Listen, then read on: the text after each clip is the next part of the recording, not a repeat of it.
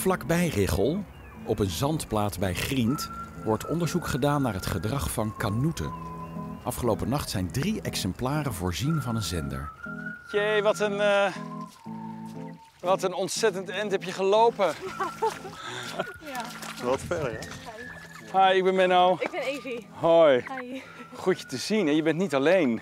Nee, 3 vogeltjes. Nou. En deze zijn vannacht gevangen? Ja. En kunnen we ze ook zien? Of ja, dan vliegen ze gelijk weg misschien. Of, Ik kan wel voorzichtig even... Ja. Oh, kijk hier trouwens, in mijn voetafdrukken zie je al die kleine kokkeltjes. Oh, hier. Hoeveel van dit soort kokkeltjes denk je dat een kanoet eet op 24 uur? Ja, 20, 30. 6000. Huh? Nee. 6000. Maar ze eten ook andere dingen. Maar als ze Oh, alleen ook maar nog. dit zouden Ja. eten, dan zouden ze 6000 van deze moeten eten om aan hun energiebehoeften te voldoen. In 24 uur? In 24 uur, ja. We kunnen wel heel voorzichtig even kijken. En dan kunnen ze zo meteen loslaten en dan kan ik het zendertje ook laten zien. We hebben een rit gehad net. Ja. Kijk. Oh ja. Ja, wat zijn die mooi, hè?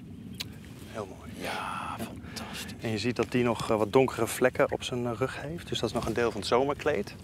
En in de winter dan gaan ze helemaal naar grijs kleed. En zijn dat dieren van dit jaar? Of hoe oud zijn ze? Nee, dit zijn volwassen dieren. Ze zijn uit het ei gekropen in Siberië? Nee, Scandinavië? dit zijn Islandica ondersoort. Dus die gaat naar het westen toe. Dus naar Groenland en Canada. Okay. Ze uit het hoge noorden broeden ze. Ja. Ja. Kruipen daar uit het ei. Een beetje vreten, een beetje doen, een beetje groter De worden. vader verzorgt ze. Vader verzorgt, ja. En dan Moeder gaat gelijk weg. Ja, moeder gaat gelijk weg. Vader verzorgt ze, gaat daarna weg. En daarna gaan de jongeren onderling achteraan. Zonder Dus die moeten... afspraken met ouders, Ja, meevliegen met ouders. Nee, dat doen ze niet. En waar gaat de hele reis dan heen? Hier. Dus die gaat dus via IJsland soms. Door de kanoeten te zenderen kan Allard precies bekijken waar de vogels fourageren. Dat is belangrijke informatie om de vogels en de gebieden waar ze eten te kunnen beschermen. Dit is dan het zendertje. Dus hieronder zit een knoopcel. Je kan er net die vorm van zien. Hier bovenop een chipje. Vasthouden? Ja, zeker. Ik kan Hij is niks, waterdicht. Dus, Het lijkt wel een dropje met een... het weegt... 4 gram. Jullie zeggen, hier hebben ze geen last van. Want hij moet dit toch meeslepen overal heen. Ze zullen het voelen. En dan zullen ze er misschien wel wat last van hebben, maar minimaal.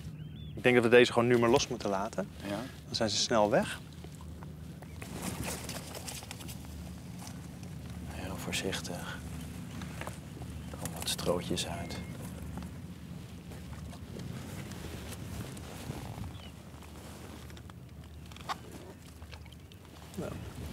Nou, ziet er goed uit.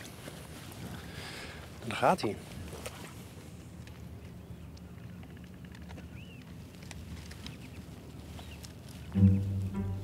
Daar gaat hij.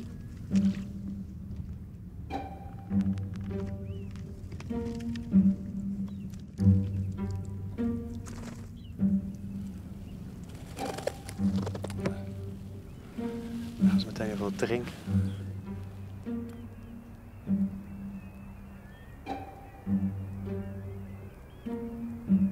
Maar je kunt ze hem ook... Ja. Je kunt ze volgen. Zullen we even kijken? waar ze zijn. Ja. Elk individu heeft een ander kleurtje. En wat mij gelijk opvalt, ze staan in een hele grote cirkel. Ja, mooi hè? Wat is dat? Ja, ze volgen die waterlijn. Maar in een cirkeltje zo hier omgringd heen. Dus een bepaalde individuen gaan die kant op, maar ook die kant en die kant en die kant. Want het water stroomt hier in een cirkel vanaf. Ja. En zij volgen het water. Ja, Zij volgen het grappig. water, Echt ja. een cirkel. De kanoeten zijn hier maar een paar weken om op te vetten voordat ze verder vliegen naar het overwinteringsgebied in West-Afrika.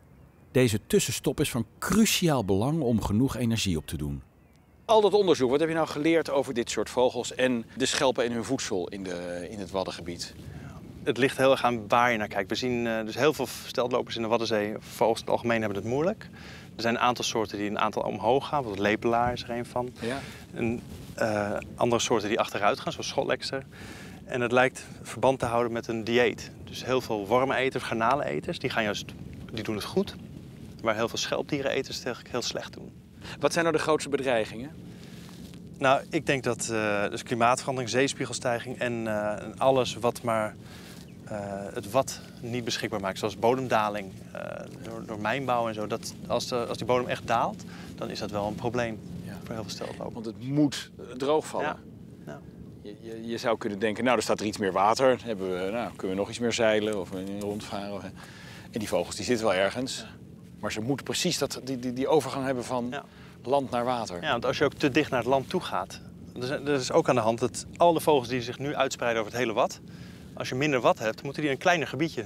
Ja. Dus dan zitten ze elkaar allemaal in de weg. En dan is er dus minder eten voor elk individu.